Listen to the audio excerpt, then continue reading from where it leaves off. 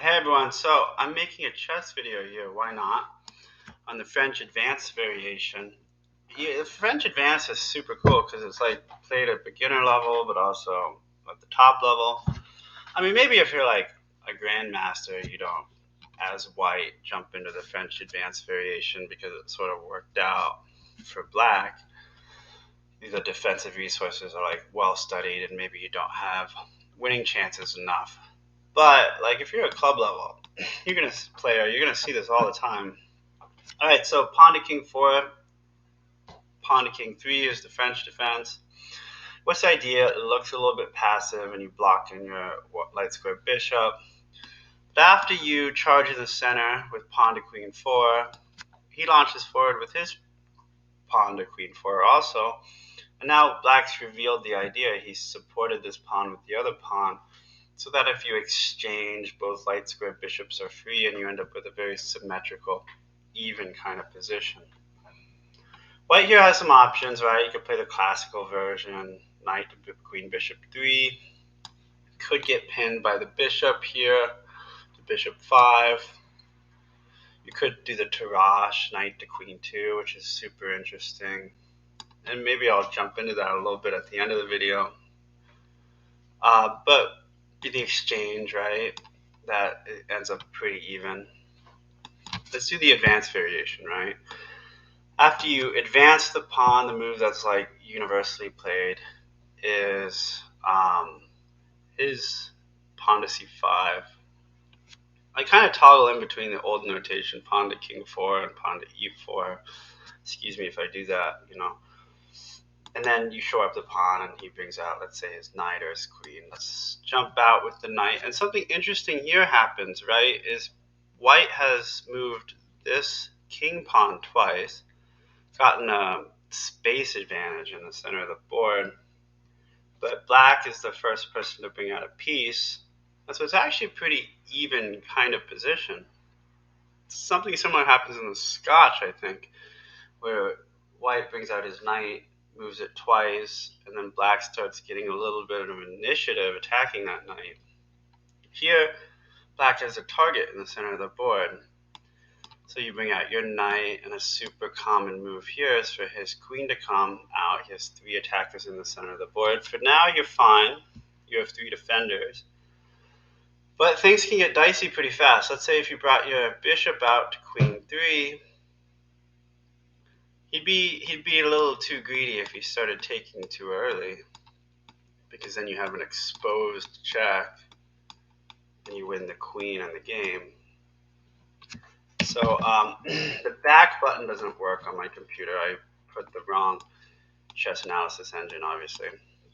So I have to restart, which means this video might become a long video, but it's not the worst thing, I guess, in the world to sort of restart, because then you start to really, really explore the positions and the nuance.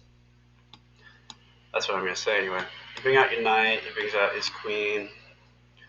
You could maybe bring out your bishop, and then he protects that check. And then let's say you castle, you exchange his pawns, exchange knights. It's one a pawn. Actually, you could gambit a second pawn and start gaining some time on the queen. This I believe is called the Barry-Milner gambit.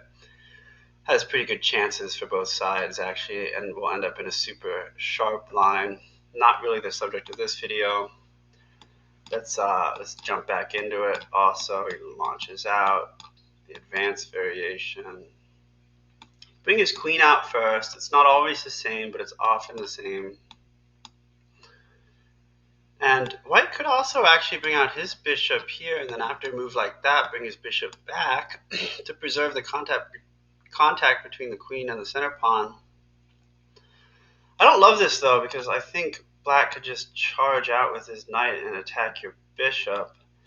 And after you've castled, it's sort of like he's gotten rid of a good asset in this position, which is your light square bishop. You may also be starting to get time on your queen. So I don't know if that's the most compelling way to play for white. If you were to study this position in depth, you could make it work for you, because it would certainly be surprising. but it's not immediately obvious that that's the best way to play. So, okay, so here we are back in our position. What I'm going to play now is the classical version, bishop to king 2. And now what black is going to do is probably something like take his knight out here, or the knight to king 2, hoping to jump his knight into bishop 4. Add a fourth attacker in the center of the board. And it's not totally obvious how white's going to defend against a fourth attacker. If white castled, for example, which would probably be a mistake in this position, because after you clear out the center of the board, the knight comes in, you have 3 attackers on that pawn, and the only way you could get another defender is with your bishop. He takes your pawn and is attacking your rook. And to move your knight, you're also dropping the contact between the queen and the center pawn. So you may also just be dropping another pawn here. So this probably isn't the way to play as white. And it's a very subtle mistake, because you would think castling is just a good, safe kind of move to do in this position. But it turns out to be slow. So I also want to say that you can get into the French advanced variation through different transpositions. For example, the Sicilian here. Bring out your knight, he brings out his pawn, you do your pawn, he launches forward, and ta-da, you're in the French advanced variation through an opening and defense. That's a very logical combination of moves. Okay, so the theoretical move here is bring out your bishop, and he brings out his knight, right? So castling, we know, may be a mistake because it might be too slow. What if you just took that knight off the board? Well, it might look a bit crazy at first because you're dropping this pawn and he's attacking the rook. And if you try to save the rook with this knight move, well, you could probably just take your bishop here, and your position is starting to get a little bit dodgy, or else he could take your pawn. However, white has a super interesting kind of defensive resource there, which is worth studying, is after this move you take. If he takes the pawn, actually this probably ends up being a mistake for black, because you bring your bishop back, fortify the center of the board. Black's going to take your rook, because why come all that way and not take your rook? But your queen to c2, or maybe b3, but let's say c2, starts to trap that queen. So black's going to want to exchange in the center of the board to clear out that position. As white here, you don't want to take the pawn with the pawn, even though it looks like it shores up the center of the board, because of this knight check, which would be pretty hard. The bishop's pinned, remember. He has 2 attackers on this pawn, and you have 2 defenders. Your king would just have to sort of sidestep. And now it's looking like black is starting to get the space advantage and the initiative, and I wouldn't want to play in this position so much as white, I don't think. So let's jump back into the French advance. We can do our Sicilian transposition, although I think there's more than one Sicilian transposition that would probably make sense.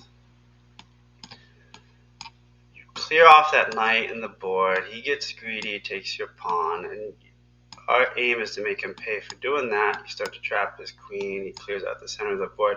Here you don't take with the pawn because of the bishop check. Or even his knight here attacking your queen might be difficult too. So you take with the knight. You leave this pawn hanging. That looks a bit weird, but keep in mind you have a threat here, right? Your knight coming here to knight 3, and that traps the queen. He's only going to get a pawn out of that. So that's winning for white also. So black has to be careful here. Now we're starting to get into some really theoretical, sharp kind of lines. So let's get back into the position, right? His queen comes out first. Then his knight, in this case, he brings this knight out, take it off the board, he takes the pawn, you bring your knight back to start to trap the queen. Now you know that his knight taking your pawn, that's a mistake, because this knight's coming here. So he's going to want to try and get his bishop out, right? Or his queen out by shoring that up.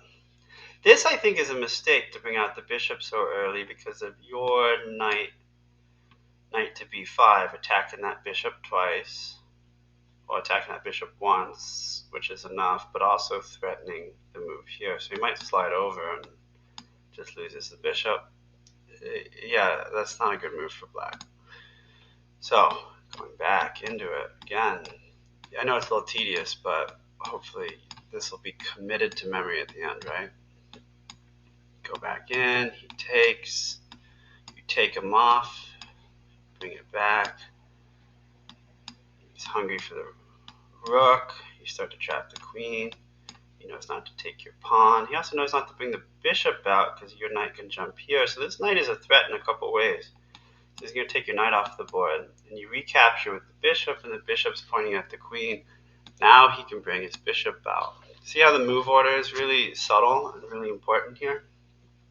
So people sometimes hate on the French advance and stuff like, oh, it's not challenging enough, it's not the open Sicilian, but there's a huge, you could say that if you're a grandmaster, but if you're not a grandmaster, there's a huge amount of complexity here.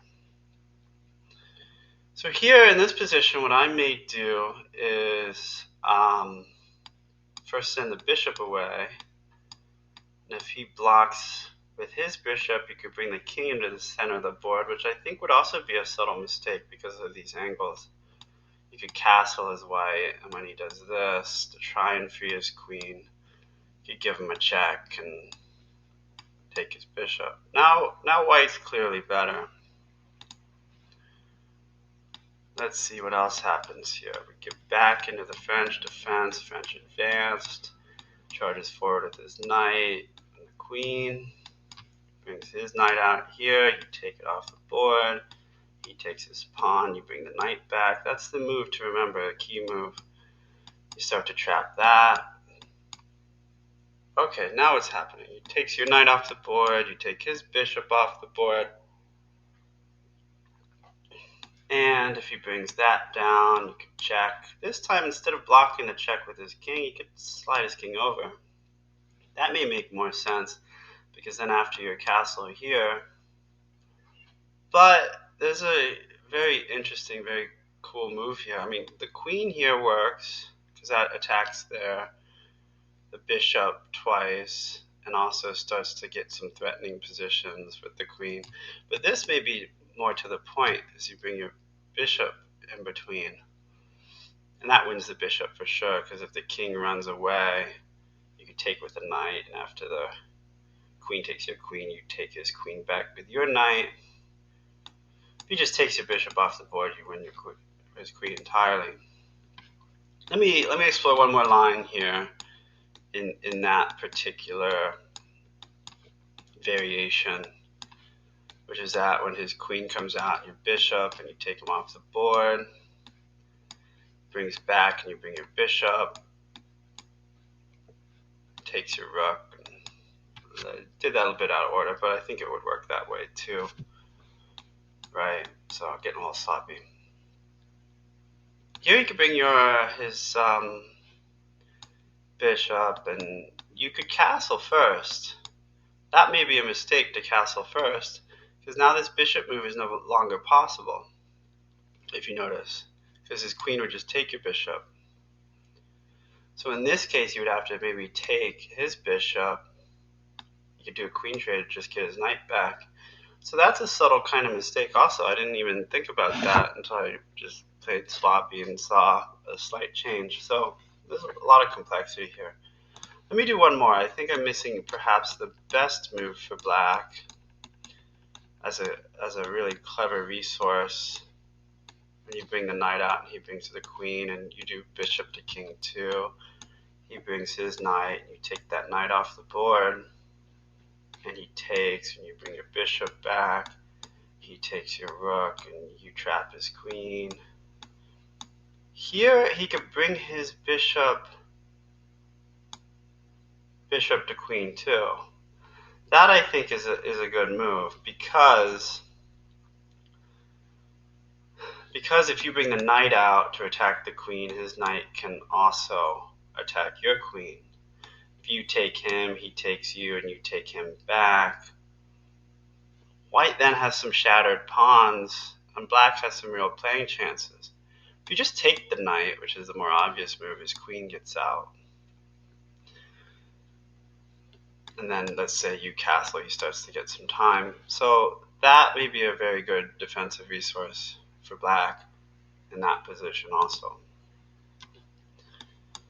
Okay, so you almost trap black's queen in those lines, but you don't actually. You may be guaranteed an advantage though, if you play very accurately.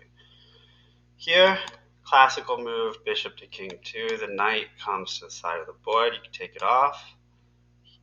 One option you have to know is the queen doesn't have to take your pawn. You can just take your bishop off. The rook could slide over here to attack with an open file. So this doubled pawn may not be as much of a weakness as it looks. The queen to defend the pawn and to put some little pressure there. Here, actually, black could sort of just fianchetto the bishop, and after each side castles, white may bring his knight here with the idea of bringing his knight over and shoring up that pawn there. And this would be a highly complex position that I don't think we could explore in the video. Okay, so here we're getting into like maybe let's say one of four obvious options, right? You could bring the knight here, or the knight here, or you could bring the knight out to either location after first exchanging the center pawns. Let's exchange the center pawns first, and then bring the knight out. Now I don't think it's so obvious that taking the knight off the board in this way is such a good move, because when the queen comes here and attacks the rook, and you bring the bishop back, it's not really so obvious that that queen is going to get trapped. So you may just actually have to move the knight to protect the rook, and when he takes, you're not going to have an easy time necessarily defending this pawn. It may just be better trying to get some time on the queen and then castling. So here I think taking the knight off the board after the pawns have been exchanged may not be so compelling for white. Do the French again, jump into it, do this move. What if he takes the pawns away from the center of the board and brings his knight to in front of the king, so you can't take it off anyway? Here I think white has an interesting move, knight on the side, so that when his knight jumps into b4, you can actually jump your knight here into queen bishop 2 and find that other defender while also not giving up your b2 pawn. So that, I think, is actually a really super interesting, compelling way of playing also. Another option, sometimes we're just going to explore all the different variations, which is really useful to do because then you actually start to see the subtleties of the move order and the changing positions. If you brought the knight out to in front of the king before first exchanging the pawn, white has an opportunity to really kind of scramble up this position a little bit. You take that pawn, get time on the queen, queen jumps back, get time on the knight, knight runs to the side, you shore up your position, and this may not be what black is looking for in the French at all. So that can be a subtle way of gaining a bit of an edge also. Let's look at another common variation that may not be as commonly played anymore, but oops. Okay, so let's do it. French advance, jumps in. Let's do the queen move first. Knight out, knight out. This move here. Now, after a move like this, you could, if you move the knight out to in front of the rook, now you could end up in the same position through transposition. It's not exactly what I was going for. Let me try that again. So anyway, I hope all this is helpful. Jump, jump, jump. Okay, da, da, da, da, da. Now, whew. Okay, so clear out the center of the board, and the knight jumps here. You could, as white, also do pawn to queen knight 3, with the idea of fear and shadowing the bishop, while also making sure that this pawn is protected. One subtle weakness, though, here is that this bishop check is pretty difficult, right? Because if you bring your knight in the way, it blocks the queen's defense of the pawn. If you bring this knight in the way, it blocks the bishop's defense of the pawn. And if you bring this knight out here, the bishop in the way, he could exchange the bishops, which also, takes away the defender from the pawn. So in this position, your king is actually just going to have to step to the side. And, let's say he castles. You can always sort of chase that knight away. But you end up with a position that may be a little bit unusual with not being able to castle. White should be okay here, but it may not be the most popular way of doing it. Okay, so French advanced. Let's see what else I might be forgetting here, right? Queen can come out, knight can come out, his knight can come out here.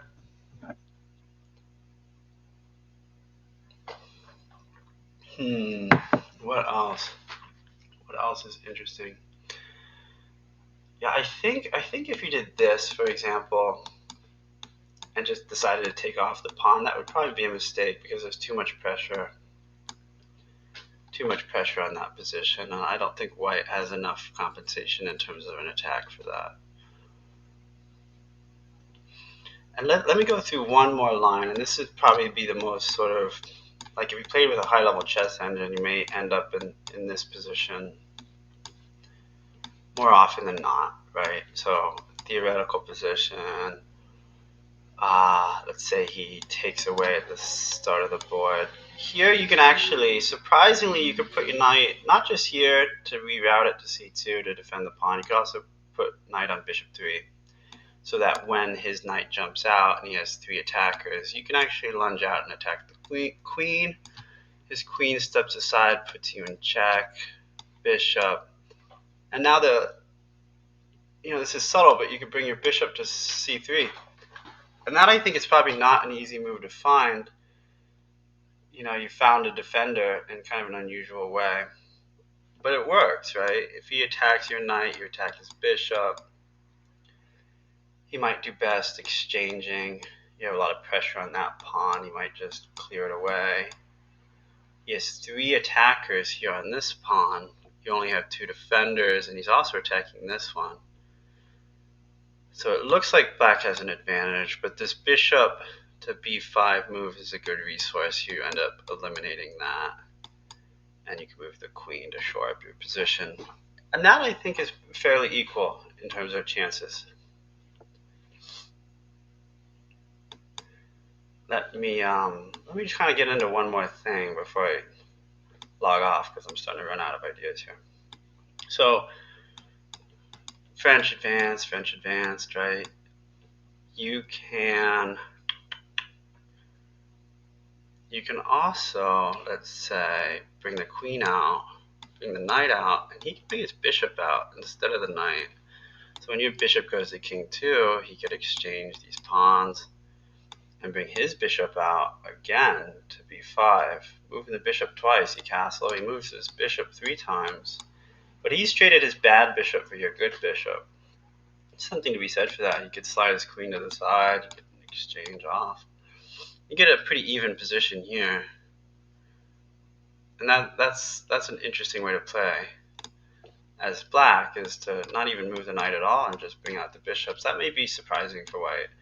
And to go into it again, another slight variation, you could bring his pawn out, you bring his queen, your knight, his bishop. And if you did this, you could also do that immediately. And you could bring your pawn up here with some real complications in the position. So that's another way that I think is worth studying and is not so common, but could lead to really, really interesting positions. I also want to say that if we wanted to show the Tarrasch variation, where his knight comes out and his knight jumps back, and you could have the advantage of bringing your bishop out here, and he does this sort of usual thing. You have now brought the bishop out first under a good diagonal. You can bring the knight out to this position, and if his queen comes out, the other knight can reroute, and you have both knights defending this pawn, whereas you've also gotten your bishop under a nice diagonal. And so that's, a way in which you can get an interesting position, because he's moved this knight twice, so there's some subtle features that are different. But you can also turn the Tarrasch, similar to the Barry Milner gambit, into its own kind of gambit. So, hang on, that's not the Tarrasch. That's the advanced. Let's do the Tarrasch. Brings his knight out, you send it back. You can also, interestingly, sort of do what looks kind of like a mistake, because the point of the Tarrasch is you put the knight here and the other knight there. You could bring this knight out here and then castle, and he takes things off the board. It looks like you've made a mistake, but you've also, this is the Korchnoi gambit is what this is called. You found a way to gain time on the queen. You could bring your bishop here, and you could bring your queen up maybe, so his queen comes back. You do this. If he takes, you could, come up with some very sharp lines here. And what's really interesting is that if you watch some of these games, this queen could slide all the way over into a very, unpredictable sort of kind of attack. So that's a very, very interesting way to play also. Alright, so I think I may be, let me just do one more thing. As long as we're kind of exploring these different lines to sort of develop more of a positional understanding of the game, I think it's useful to also talk about the Caro-Kann. The Caro-Kann can transpose into very similar kinds of positions with the advanced variation, but here Black, what he does is he brings the bishop out, so this light square bishop isn't a bad bishop anymore.